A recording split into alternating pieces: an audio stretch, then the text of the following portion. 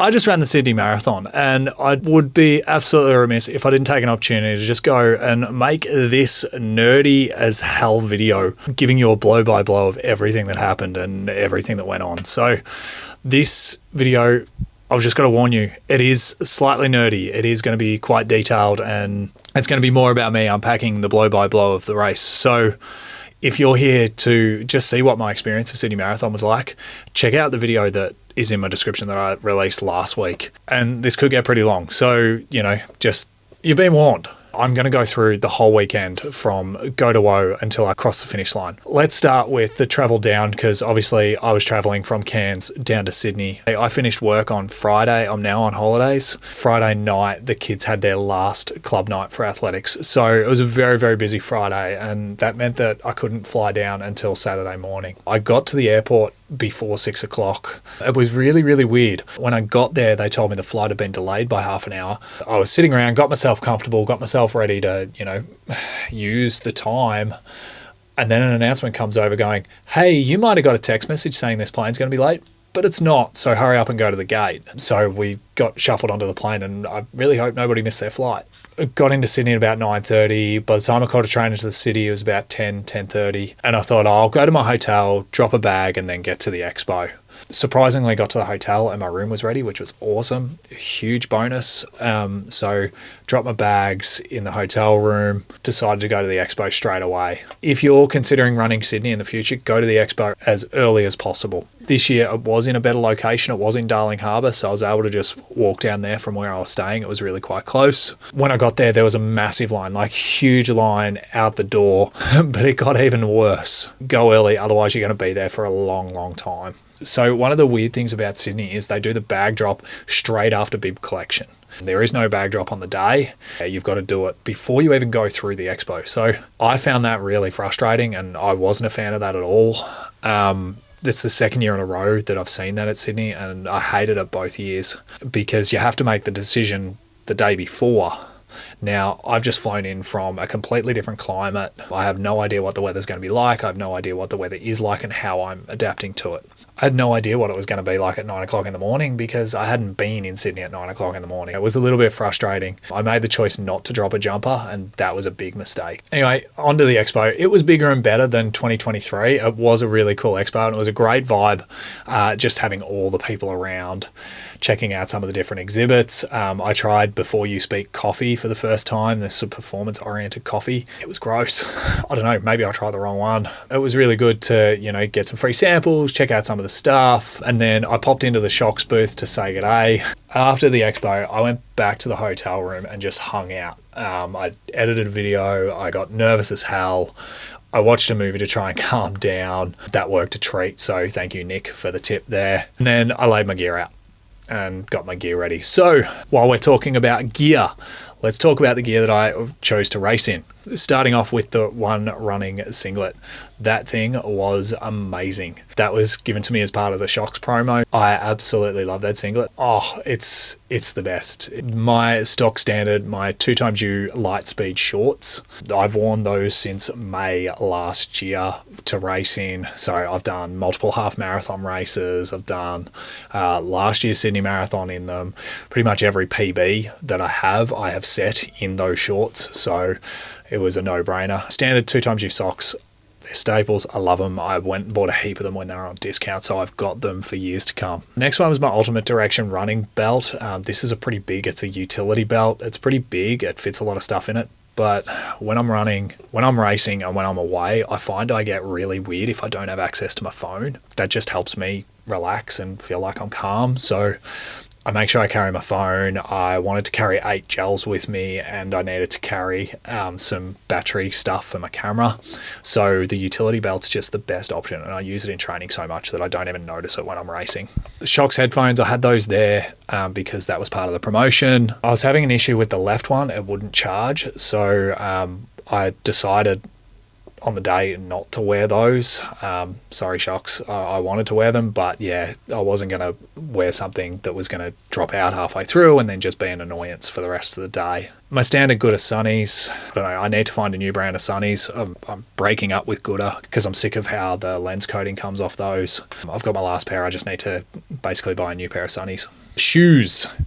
The Asics Metaspeed Sky Paris. This is going to be my second outing in these shoes. I did a test workout in them just to make sure I didn't fall over and, my foot didn't blow up. I chose those because the reports were that they're a little bit more stable than previous versions and that they would work with how I move in the run. First time wearing a proper super shoe. I've worn the Pumas in the past, but the original version of those, they weren't quite a proper high stack, really bouncy super shoe.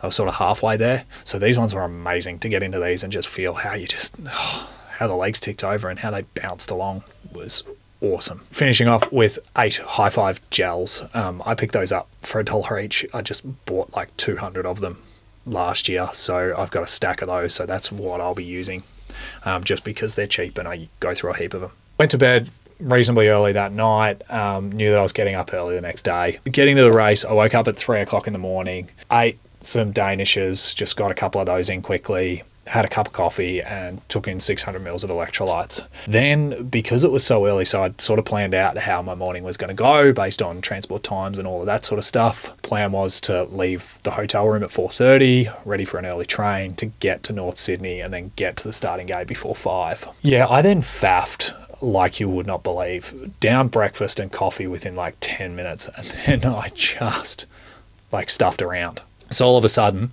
it's like 4:15 and I still am not dressed. I haven't gotten ready in any way, shape or form and I'm rushing around the hotel room trying to get my stuff ready and get myself out the door. Got out the door on time, caught the metro down. First time catching the new metro in Sydney and those escalators are scary. They're really steep. I thought I was going to fall off. If you can stay near a metro station and catch the metro there, it's then only a 600 metre walk. Whereas if you catch the normal train, it was over a K to walk there. So it's a slightly better walk if you catch the metro. I found my wave pen and in that wave pen there were plenty of toilets. So I finished my second 600 mils of electrolytes. I'll talk more about that later. Went to the toilet and just basically sat and waited. There wasn't that much room to jog around, and it was quite dark, so I didn't want to jog around too much. And I knew do activations and I knew I'd warm up in the first K, so I wasn't too stressed about doing a proper full-on warm-up. Then they put you in a pen that sort of corralled you in ready for the start line. And they did that at like 5:15. Now, I didn't cross the starting mat until an hour later. So I reckon I was in that starting pen with no access to toilets for an hour too long. And that did end up having an impact on my race.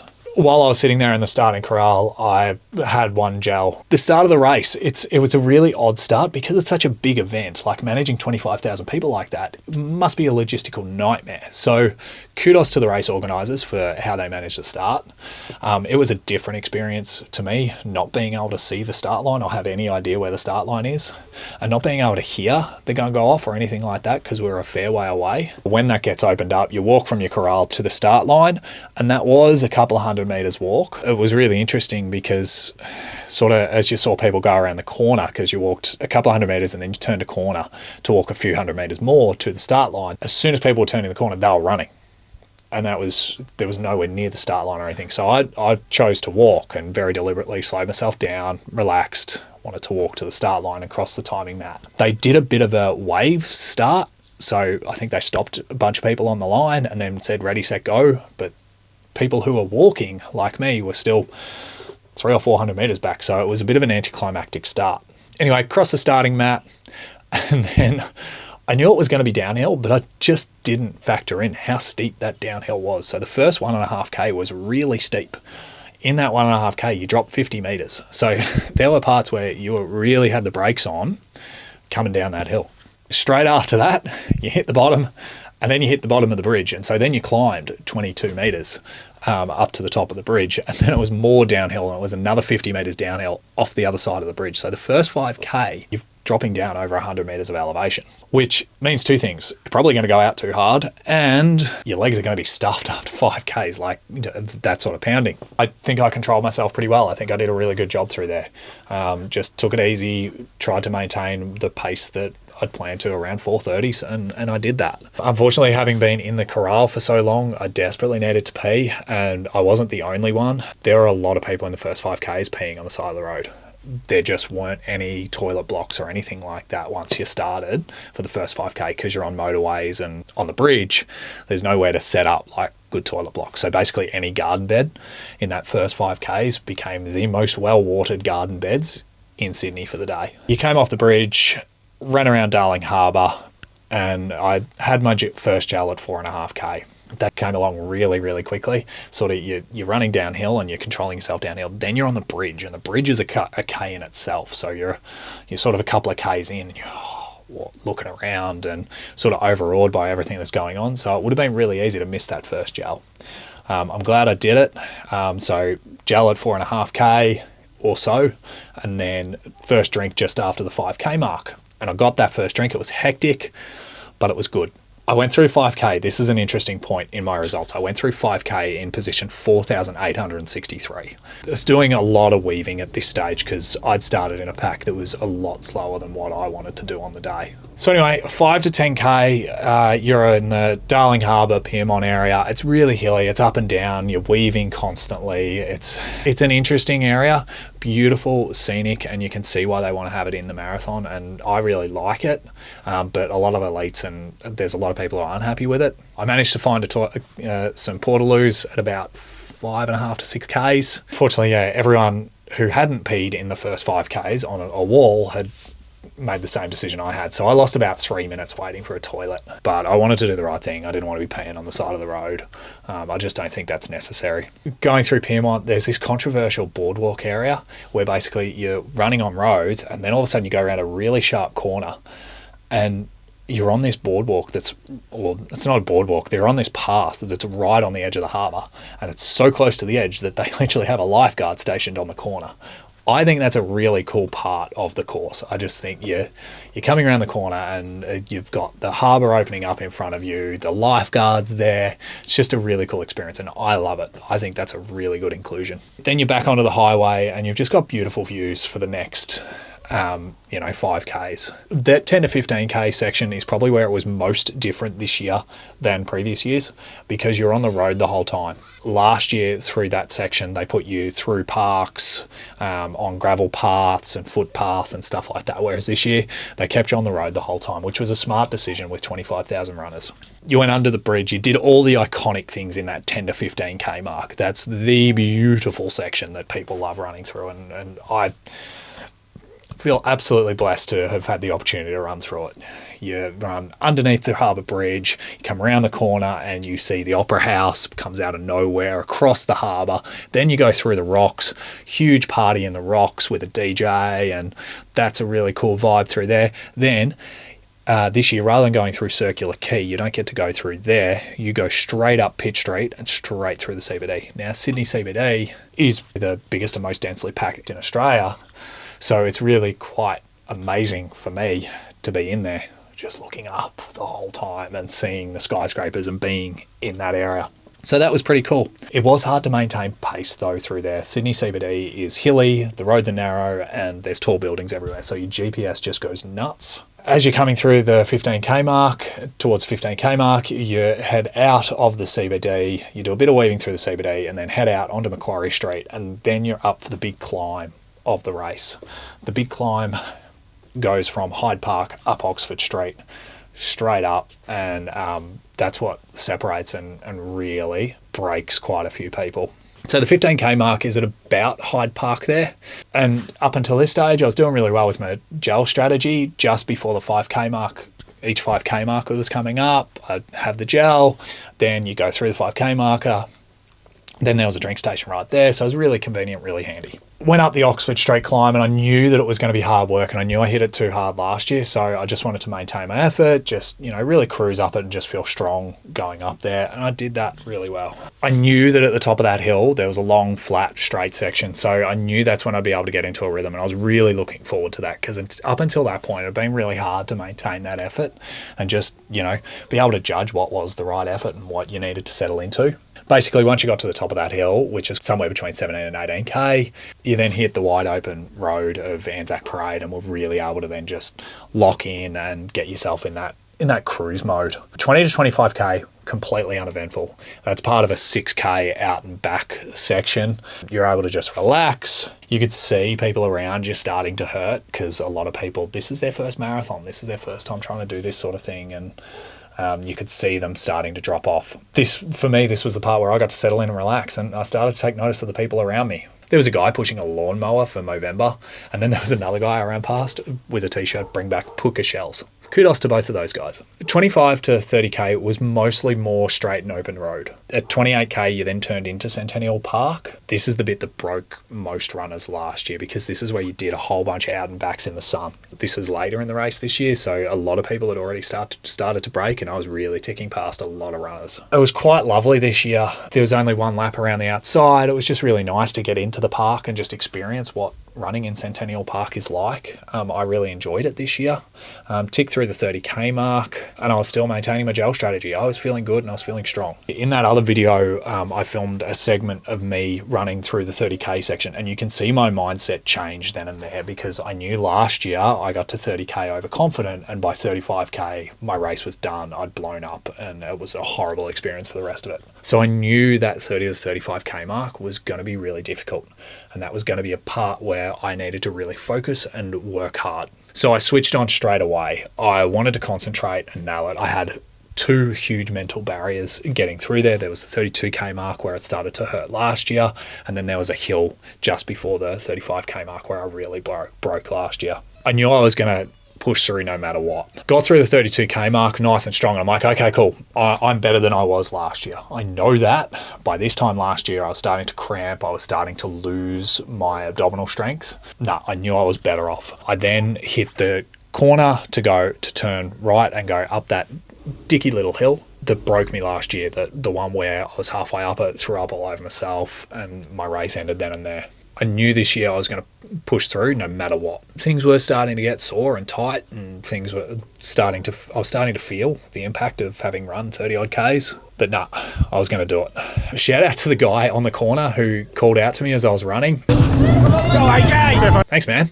Really appreciated that. Got to the top of the turnaround and I was ecstatic. I hit it then and there. I knew that no matter what else happened, I had this race in the bag and I was going to make it. I knew once I got over that mental barrier and the physical barrier of getting over that hill at 35K, I knew I'd done what I wanted to achieve and I was going to finish strong. Just as I was coming down that hill, my stomach started feeling a little bit queasy, and I thought, no, I think that's a mistake I made last year. I pushed when I felt that. So I didn't have another gel. I've got like 7 in so far, so I've got enough. I'm good. I should be able to finish this race. At 35K, I got a little bit too excited. I got a little bit too ahead of myself. I was really proud of pushing through those mental barriers, and I started to push for the finish. I kicked down too much. For the next 3K, I ran at like 4:10s. When I had been running at 4:30s and that had been my aim, 4:10s was a little bit too much of a stretch. I just got too excited. I got to the Botanical Gardens and the hip flexors were screaming at me. That's the bit that I was weakest in, and that's the bit that showed up on the day. I was starting to lean back. I'd had to make changes to my stance and really trying to work through that technique to just make sure I could finish. Whoops. That's just a whoopsie. I just got too excited and I went for it too early. I know that for next time. I've just got to work on kicking down slower with smaller increments and work out what that feeling is. So I think I need to do some more progression runs. Anyway, that's a learning for next time. By 38K, I knew I was 4Ks out and I just had to grind it out. The 40K mark is uphill. Who puts a hill like that at the 40K mark of a marathon? Sydney do. So I ground my way up that hill. By the time I got to the top of the hill, I was in a lot of pain. So coming down the hill on the other side and down into the finish, that was always going to hurt. But I wasn't having a bar of it. I pushed down the hill. I sat somewhere around the 4 to 4:20 mark. Didn't really matter. I was just going. I wasn't thinking about pace. I wasn't thinking about anything. I was just putting everything I had into getting down the hill. The finish to Sydney is completely iconic. That's what it's all about. That's why people do this race, and that's why it's going to be a major marathon very, very soon. And it's going to be one of the most popular for that finish line. You've got the bridge on one side, you've got the Opera House on the other side, and you've got a funnel like 6-8 people deep just cheering you on to get down there. I managed to finish strong and I was so happy with how that went. I was sore at the end, but I was very, very proud of myself. Really, really happy and just over the moon. So after the race, Sydney, they've tried to institute this walk-off thing. Apparently it's research-based that if you walk 600 metres after a marathon, you're less likely to be sick or hurt or have adverse, I don't know. A lot of runners ignored this, and it just ended up being a really clogged finish line for like 600 metres and really confusing. It was absolutely freezing. This is where I realised it was a mistake not checking in my jumper. The finish area was really confusing. I had no idea. There were supposedly recovery tents, there were supposedly activations and stuff like that, but I couldn't find any of it.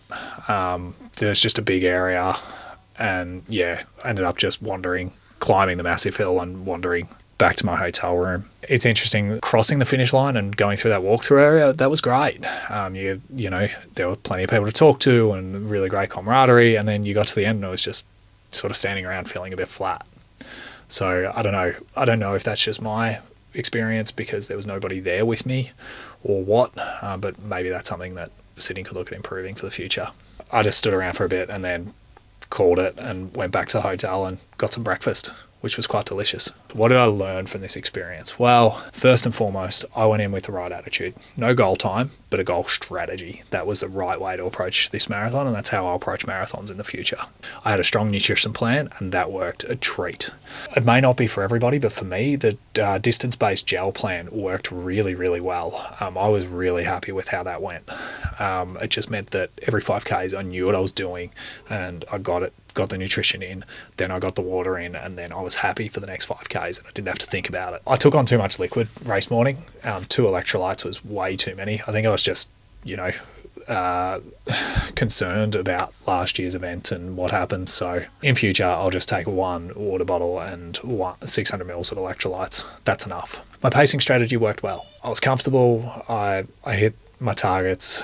Other than that 3-minute break for a toilet stop, I was on pace. I overtook over 2,000 people during that race. Like, I finished in position like 2,300 something. So that impacted my pacing, but I got there in the end. In terms of pacing strategy, my watch got lost. So next time I will write sort of my intended 5K splits on my wrist. That way it'll just make it a lot easier to do the maths in my head to see if how I'm tracking and where I'm tracking, and if I've lost time, whether I'm dropping more time or catching a bit, because I was just constantly running numbers in my head.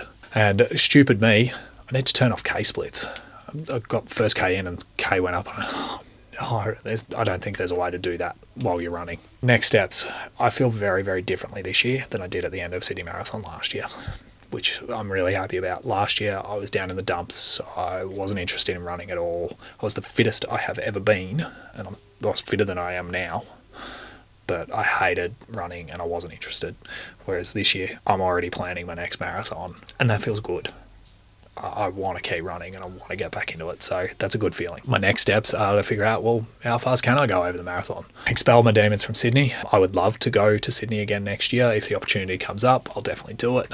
But I'm thinking a faster pace marathon early next year will be the better way to go. Maybe Ballarat, maybe Gold Coast. But we'll see how that pans out over the next few months. And we'll go from there. I want to see how fast I can go over the marathon now, because I know I can do it now. I'm pretty proud of myself. That's my in-depth race recap. That's everything that went on. That's everything that happened to me. If you got this far, thank you for watching. I know it's really nerdy and I know it's really in-depth, but it's me getting out what happened in my experience. So I hope you get some benefit from it. If you've got any questions or any comments or any thoughts that you want to leave down below, definitely hit me up in the comments. I'll answer them as best I can. Thanks for watching. I'll see you soon.